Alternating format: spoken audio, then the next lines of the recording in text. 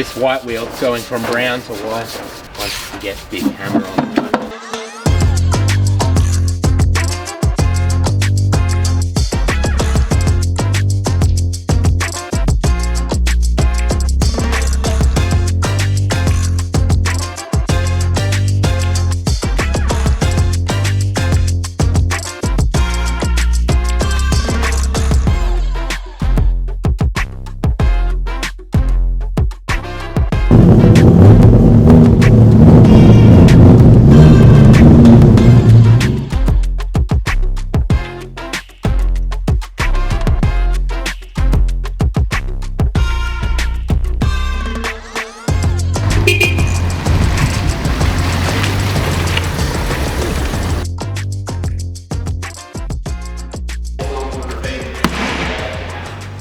Let's go. Wheel bearing, George? How tight? Yeah, you want to know? Really tight? Nah. Well, these are tapered roller bearings, right?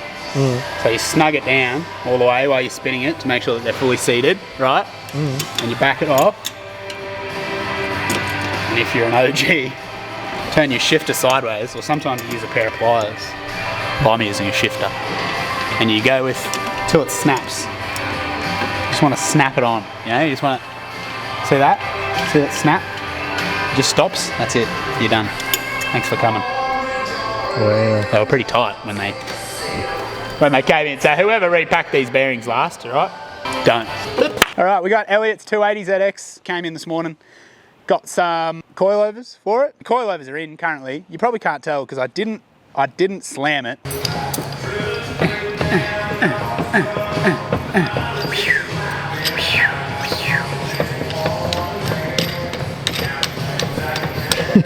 One, because the fitment on the wheels, if I slammed it, it'd look ridiculous.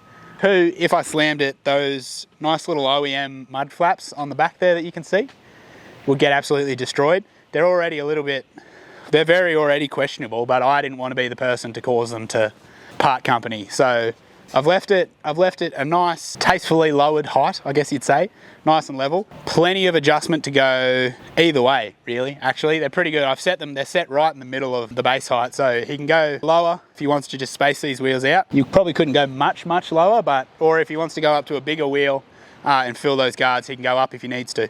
Not the point. Point is, that's it. Got the coils, nice and simple in the back, really easy to get to.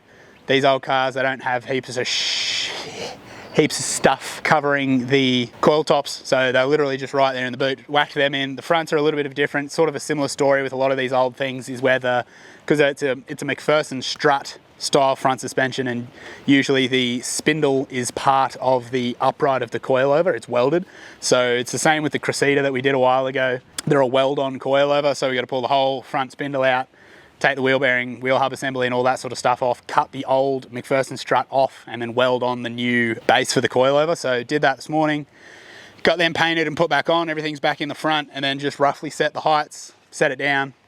We were actually pretty happy with the heights first go round, so just put it back up, locked off all the lock collars and everything like that.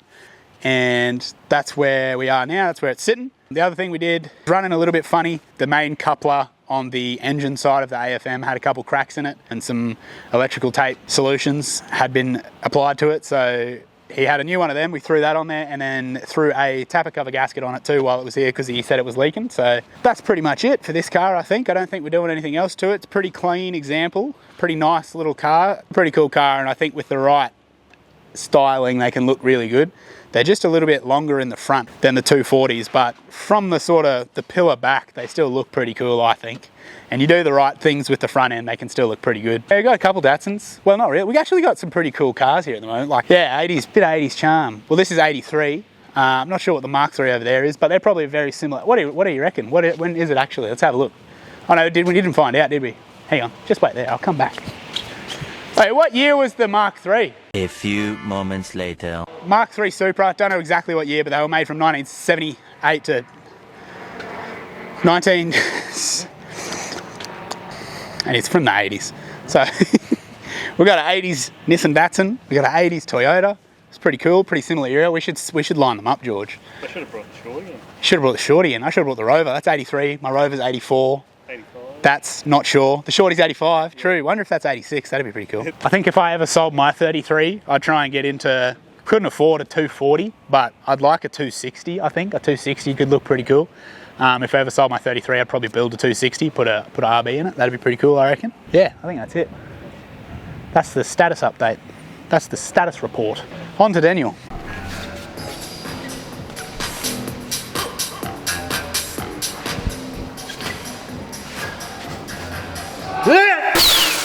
Bro, wait. Good battle, bro. That was solid, bro. That was solid. Let's have a sample of my nuggets.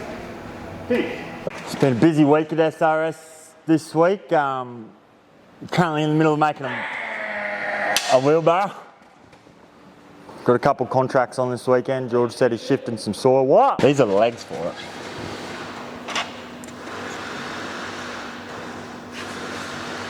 Does it look like the legs? You reckon that'd hold an ounce? Is it too big? It's too big. It's a big wheel. Yeah. This week at SRS we have barrows happening. We've been working on the red rig, S13. So essentially come to us for a little quick exhaust and intercooler piping. It turns out it's much more than that, so we're just gonna get it running for him. So it's far from running, but that's what we're here for. Hey George, and everyone watching, are you watching? You weren't watching, were you? That's rolling away. This thing, George, I'm going to talk about it real quick. RB25. Exhaust is done, screener's done. I had to weld on steam pipe to the manifold, and then to fit the big fan tree I had to run the AU fans to keep this puppy cool, right? And because it's not a factory SR20, it's got an extra 2 cylinders on this bad boy. We have recessed and notched the rad support to, I guess, relocate the radiator forward a bit, get some more clearance. So we've gone and done that, notched that out, and then down in the bottom where, I don't even know what that bit's called. What's that bit called? Rad support slash caster bracket mounting bar rod thing. Had to modify the intercooler because the intercooler was supposedly for a Supra, so it was just wrong. Intercooler piping, finished intercooler piping. I don't think anyone's lifted a finger on this car but me, George. See that? Mountain power steering bracket's been modified, so now it's got Astra power steering in the boot. That bad boy ain't going anywhere. Because of the big gaping hole in the rear bar, unsure if he's going to keep the rear bar because he said he wanted to change kit. So I did go 3.5 to a 4-inch exit to try and fulfill the gap. Ideally I would have ran 2 4-inch blast pipes, but not everyone's cup of tea. It would be my whole carton of tea. Favourite tea? Red Bull. We're about 76.5% complete. It come here at about 37.4% complete. So we'll just give you a quick little look here. So this is the intercooler pipes. We did end up going plasma end clamps. We were going to go silicon, but we figured if you're going to do it, you might as well do it. This is the intake, George. We have the intake. Hammer went and picked up brand new K&N red filter from his house that he forgot. So I had to send him on mission. Simple, little 90 boy there. Moving on. Project paper. Project paper. Project paper. Get some project paper. It's project paper. Get some project paper. Yeah, alright. Some project paper. Do you think you'll find it? Pardon? Do you think you'll find it? No.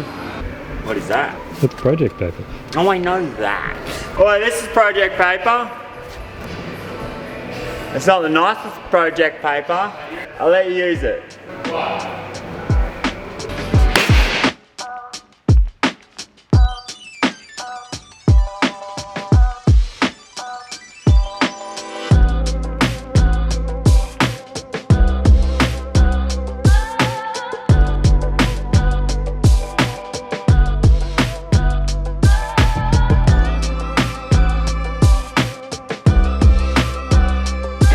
Don't know if I've got any packages coming in, so I figure I'll keep an ear out.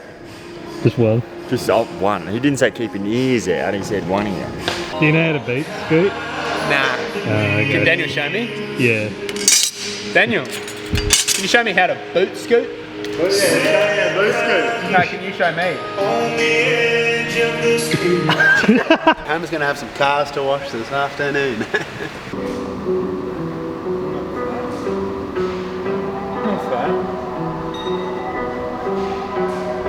I'm not back. Alright, Jag's all finished up, got the catch can done. While I was here, I redid the spark plug lead separators because last time we got it, they only had the wrong size and it was a little bit messy still. So I redid that so it's a little bit tidier. And then got on to making the catch can, so it's all done now. If you want to come in here, it's got my dirty fingerprints all over the top of it, but we've got the 2 inlets over this side. And then inside the catch can here, there's a partition there with a couple of half moons under it and a few holes that sort of section that off so it allows air through. But any like excess of oil kind of gets trapped and then drains through, if that makes sense. I think it does. And then over here we've got the filter, so that is also partitioned off, except it's only got holes in that partition like 25mm up from the bottom, so that if there's any oil there, it can't actually get to the filter unless this thing is full. Which, for this to be that full and that much volume of oil, if this engine starts pumping that much oil, it's got a problem, because up until now it hadn't had a catch can at all, and it was just the tiniest little bit of moisture coming out of it, so you won't have any issues there. And then it's got a drain underneath as well, so you can just drain it. But yeah, pretty nice, pretty simple. I ended up putting it over here rather than over the other side. I put it over here so that it kind of filled this corner in, because it was a little bit empty. So it's a little bit bigger than you would actually need, but I mainly did it not because it needed to, but because it filled that space. And once that side over there is all tidied up, like the brake boosters painted and stuff like that, it'll look good. This will probably get powder coated black at some stage too, but yeah, that's it, Jag's done.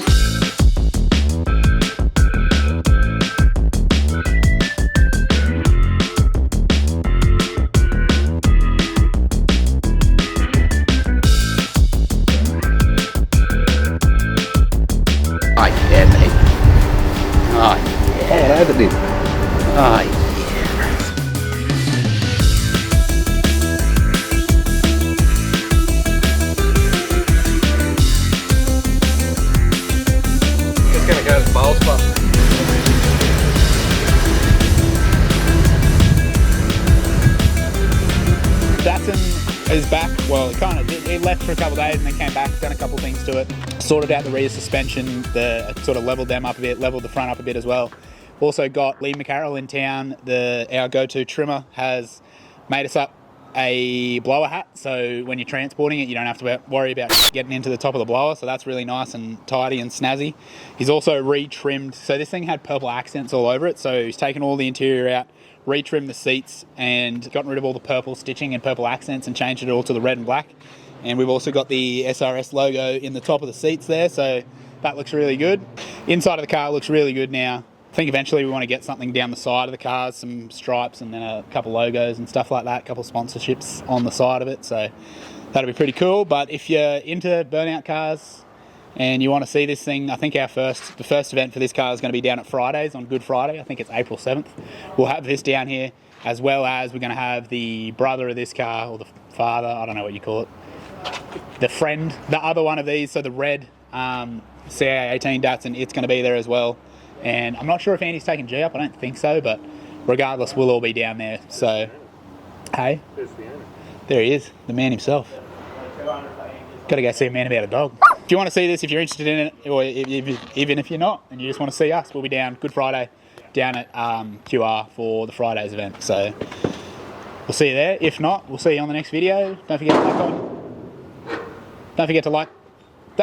Don't forget to like, comment, and subscribe, and we'll see you on the next one. Bye. Bye.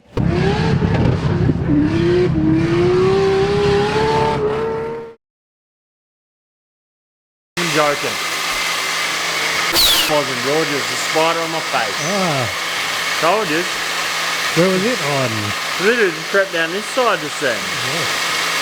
A little dog, eh? It's a bit warm over here. Would you like to see what he's doing? Yes. Let's go check on Hammer. What are you up to, Hammer? I'm hammered. He's hammer time today. He's hammer time. So he's got this exterior fan here to keep him nice and cool. How you travelling? And the Red Bull to keep him cool. Sponsor us, dogs. A hot hammer is an inefficient hammer. Come over here, George, man, and everyone watching. We've done some modifications on Dan Coley's repairs and replacement trucks, machinery, quality control, chip repair, lifetime warranty, glass van. We've got a job in the back seat here. We have a job ready to go. It's for Globe, Commodore. We've just riveted in. No. Turn that off. I'm gonna let him pack his own tools up. Come on, George, we're gonna get out of here. We gotta go.